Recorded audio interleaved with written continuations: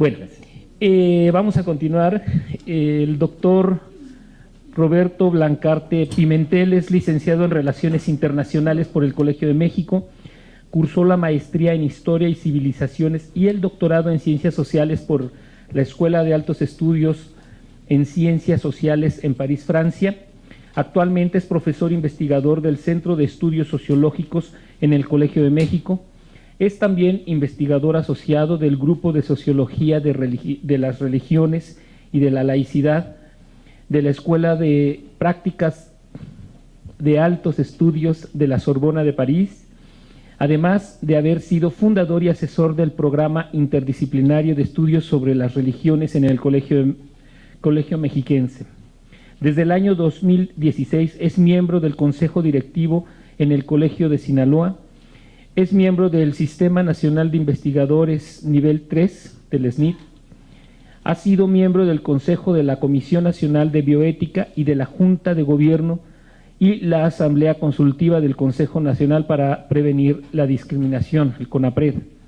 Asimismo, es fundador del Centro de Estudios de las Religiones en México, ha sido miembro del Comité Ejecutivo de la Sociedad Internacional de Sociología y de las Religiones, fue presidente del Comité de Investigación en Sociología de la Religión de la Asociación Internacional de Sociología y también es miembro del Comité Ejecutivo de la Latin American Studies Association y es director de la Red Iberoamericana de Libertades Laicas. Asimismo, es columnista del periódico Milenio, donde escribe la gran mayoría de las veces sobre temas de laicidad. Doctor, le doy la palabra. Gracias. Muchas gracias. Y gracias en primer lugar al PRD y a la diputada Verónica Juárez por esta invitación que me hacen. Me parece muy importante que el PRD y la diputada y nuestros colegas que nos han acompañado esta mañana estén en esta lucha que me parece muy importante en medio de una enorme confusión ideológica que nos ha invadido en los últimos meses y que creo que es importante dilucidar en la medida de lo posible. Yo voy a contestar o a tratar de contestar dos preguntas a propósito de este tema que nos han convocado acerca de la laicidad del Estado mexicano, y yo diría de la República, porque la Constitución, el artículo 40 de nuestra Constitución, establece que es voluntad del pueblo mexicano constituirse en una república, entre otras cuestiones, laica. Así que somos una república laica, tenemos un Estado laico y tenemos un principio de separación que ya se estableció desde 1992 como principio histórico, incluso de separación, y eso parecería no importarle mucho al gobierno federal actual. Entonces voy a tratar de contestar dos preguntas. ¿Es un riesgo o un peligro y en qué medida la reintroducción de las doctrinas religiosas en el espacio público y la intervención de estas en el espacio que le corresponde al Estado? Y dos, ¿necesitan las iglesias y las asociaciones religiosas poseer o administrar medios electrónicos de comunicación para transmitir sus mensajes? Yo creo que hay que discutir con mucha serenidad y objetividad estos dos temas. El tema de los medios es un tema muy complejo. Hay que recordar que el artículo 27 de la Constitución establece que las asociaciones religiosas tendrán capacidad para adquirir, poseer o administrar exclusivamente, insisto, los bienes que sean indispensables, y reitero, indispensables, o sea, que no se pueden dispensar, para su objeto, con los requisitos y limitaciones que establezca la ley. O sea que el artículo de la 27 de la Constitución dice que las asociaciones religiosas pueden en efecto tener capacidad para poseer o administrar, pero exclusivamente los bienes que les sean indispensables para su objeto. Y por eso la pregunta me parece válida. ¿Necesitan realmente las asociaciones religiosas poseer o administrar medios electrónicos para transmitir sus mensajes? Yo creo, a ver, ha habido dos objeciones generales al tema que ha introducido o que ha permitido el presidente de la República reintroducir al debate público a partir de una reunión que tuvo con un pequeño grupo de evangélicos, muy poco representativo del conjunto de las iglesias evangélicas, pero que le permitió reintroducir en el debate público el tema de los medios de comunicación, la capacidad o la posibilidad de las iglesias para poseer o administrar esos medios. Porque se soltó que ya estaba prácticamente dando una instrucción a la Secretaría de Gobernación para que se revisara ese tema. Y las dos objeciones principales que ha habido son, una, que el espacio de los medios electrónicos de comunicación es un espacio público, que por lo tanto debe estar al servicio de todos, y por lo tanto son espacios cuya idea principal es que sean espacios incluyentes, no excluyentes. Y como todos sabemos, por lógica y naturaleza, las doctrinas religiosas suelen ser excluyentes en el sentido de que predican una postura religiosa a la cual tienen derecho, por supuesto, pero que suelen excluir a aquellos que no comparten esas posturas. Así que ya de entrada tenemos un tema de discusión que yo creo que es mucho más amplio que el de las iglesias, y que es los medios de comunicación electrónica, quiénes son los que deben tener acceso, cuáles son los contenidos que deben de privilegiarse y promoverse en esos medios.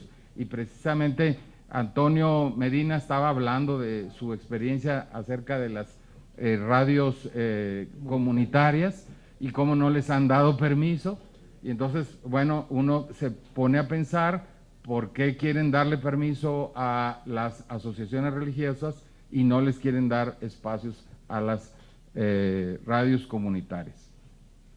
El otro tema es que la otra objeción importante que se ha levantado al respecto, además al que voy a hacer alusión con la otra pregunta a la que hice, la otra objeción es que hay en México más o alrededor de 9,000 asociaciones religiosas registradas, y no hay espacio en los cuadrantes y digamos en los espacios electrónicos para todos. Digamos, hubo una disputa enorme para a ver a quiénes le daban la televisión abierta en los últimos años. Hubo 1, 2 o 3 concursantes, y no, eso simple y sencillamente ejemplifica la complejidad de otorgar esos espacios y a quiénes.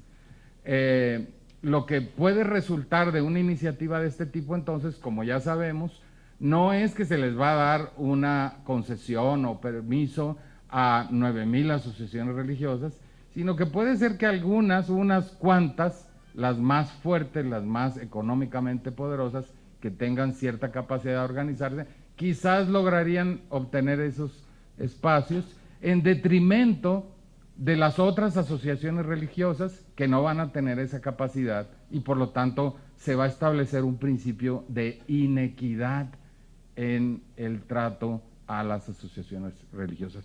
Y es por eso que muchas de las propias asociaciones religiosas evangélicas y de otro corte se oponen a esta iniciativa, porque saben perfectamente el resultado inequitativo que resultaría de esto, y porque aparte no consideran representantes de ellos a estas personas que han ido a partir de una agrupación de unas cuantas iglesias y hay que recordar que hay más de 4.500 evangélicas nada más, que han pretendido representar al conjunto de estas agrupaciones.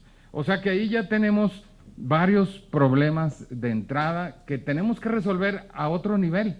Insisto, el nivel que tenemos que discutir es los medios electrónicos y la libertad de expresión y los espacios y quiénes son y cuáles son los mensajes que debemos promover en esos medios electrónicos. E insisto, tenemos que estar pensando en apertura, no en cerrazón, tenemos que estar en inclusión, no en exclusión. El otro problema es que, como ya se mencionó aquí, nosotros tenemos una tradición jurídica como Estado liberal que se estableció en 1857. Antes de eso seguíamos arrastrando el Estado colonial, las leyes que perduraron todavía hasta 1857 y las constituciones en el fondo seguían impregnadas de la marca colonial. Una de ellas, a la que me refiero en este caso, es la constitución de, por ejemplo, nuestra primera constitución federal, la de 1824, era abiertamente intolerante. ¿Por qué? Porque establecía que el único culto que se permitiría era el católico y que el Estado privilegiaría y protegería ese culto, esa religión, y que no se permitiría ningún otro. O sea que nosotros nacimos como una nación intolerante y luego nos podemos explicar por qué venimos arrastrando todo eso. Algo de eso se cortó, de ese Estado colonial, se cortó precisamente en materia de religión en 1857, porque al no hablar del tema, al omitir ese artículo tercero que existía en ese entonces, que privilegiaba a una religión y no toleraba a las otras, al eliminar ese artículo, se entendió que ya había un principio inicial de separación y que había una libertad de religión, puesto que si no estaba prohibido, se permitía. Y eso fue lo que generó la guerra de reforma, eso fue lo que generó la guerra de 3 años. Y hay que recordar que nuestra legislación y nuestra constitución viene de 1857, las legislaturas tal como se cuentan aquí, en este recinto de la Cámara de Diputados, se cuentan desde esa primera legislatura de 1857, no desde la de 1917. Lo cual quiere decir que nosotros reconocemos que nuestro Estado liberal viene de 1857 y la de 1917, si ustedes leen un poquito ahí la historia, verán que era una reforma y adiciones a la de 1857, no es otra constitución, es la misma constitución de 1857 reformada. Entonces, si nosotros reconocemos ese espíritu liberal, tenemos que reconocer que todo lo que se construyó y se estableció en ese momento tiene que ser la base de nuestros principios con los que nos mantenemos ahora. ¿Cuáles fueron esos principios? La separación iglesia-estado que se estableció en las leyes de reforma, la libertad de religión que se estableció también como parte de esas leyes, y una serie de medidas que todavía tenemos ahora, como son, y todo esto viene al caso por lo que voy a decir ahí, que viene al caso por esta cuestión del culto y las iglesias. Porque algunas de estas medidas son, por ejemplo, la distinción entre lo público y lo privado para los funcionarios públicos. Porque en ese pasaje que la senadora, le voy a seguir yo también llamando senadora porque se lo merece por su trayectoria, Angélica Peña. Ella mencionó un pasaje que aparece en Apuntes para mis hijos, escrito por el propio Benito Juárez, en donde cuenta que en efecto le estaban haciendo una grilla y que no querían que tomara posesión, y entonces él dijo, sí, en efecto, yo no necesito ir a la iglesia a un Te Deum para tomar y que se consagre mi poder viene de la soberanía popular y por lo tanto de aquí en adelante no necesitamos asistir a la iglesia para consagrar nuestro poder. El poder viene del pueblo y punto. Y desde entonces, en una de las leyes de reforma, en la misma que establece la libertad de culto y de religión, estableció que los funcionarios públicos, sean municipales, estatales o federales, no podían asistir con carácter oficial a ceremonias religiosas de culto público. Y esa cosa que se puso ahí sigue siendo válida hasta ahora. Sigue siendo válida porque existe en el artículo 25 de la Ley de Asociaciones Religiosas y Culto Público. O sea, la traemos y se ha venido reproduciendo en todas las constituciones y reformas porque nos parece que es esencial esa distinción. No quiere decir que los funcionarios no pueden tener convicciones religiosas, para nada. Quiere decir que los funcionarios deben de distinguir entre sus convicciones religiosas personales y su función pública, y que ahí se establece como un principio. Digo esto porque hay otra cosa que también aparece en esa misma ley que estableció la libertad de religión, que es una de las leyes de reforma, y que es que todos los actos de culto debían celebrarse dentro de los templos. Y esa ley y esa idea sigue todavía hasta ahora. Y entonces, ¿qué tiene que ver con los medios de comunicación? Tiene que ver con que en la Ley de Asociaciones Religiosas y Culto Público se estableció lo mismo, que los actos de culto ordinarios son dentro de los templos y que para los actos de culto fuera de los templos se considerarán como actos de culto extraordinarios y que esos requieren un permiso de la Secretaría de Gobernación. O sea, si alguien quiere hacer una peregrinación, la puede hacer como un acto de culto extraordinario, pero es porque es fuera de los templos y se le concede un permiso. Y se dijo que los actos de culto religioso transmitidos por los medios de comunicación electrónicos serían considerados actos de culto extraordinarios.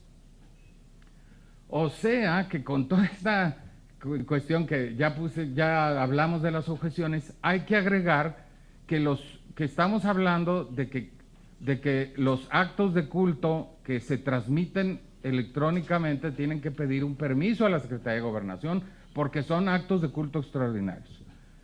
Esto quiere decir, no quiere decir que no pueda haber alusiones, referencias, mensajes sobre cuestiones religiosas en la televisión. Como me dijo mi amigo Bernardo Barranco, no, pues si quitan todo lo de religión van a quitar mi programa sacro y profano. Le dije, no, porque pues tú nos invitas ahí, ¿cómo? Estamos hablando de religión, o sea, no está prohibido hablar de religión en los medios de comunicación, fíjense, porque así parecería como que se pone como que no, este Estado laico que prohíbe. No, nadie prohíbe hablar de religión. Yo hablo de religión en los medios siempre, o sea, eso es a lo que me dedico, pero hablo de religión con una perspectiva incluyente, con una perspectiva científica, que no es un acto de culto ni ordinario ni extraordinario. Poquitas cosas escribió así, tiene muchos decretos, muchas cosas, pero su libro, Apuntes para mis hijos, que lo publiquen. Y yo sugeriría que publiquen en 10 millones de ejemplares explicadas, por favor, las leyes de reforma. 10 millones de ejemplares, ley por ley, para ver si así al propio presidente y a los miembros de su gabinete, que yo sé que comparten esa perspectiva, les dice algo. Y luego que impriman con 10 millones de ejemplares, artículo por artículo explicado, de la Constitución de los Estados Unidos Mexicanos, que es la única constitución que hay que respetar y que tiene valores, porque es una constitución que defiende la libertad, defiende la igualdad, defiende la no discriminación. Esa es la única constitución moral que nosotros tenemos que tener, porque es la única que nos une. Así que, ¿qué les parece esa propuesta? Bueno,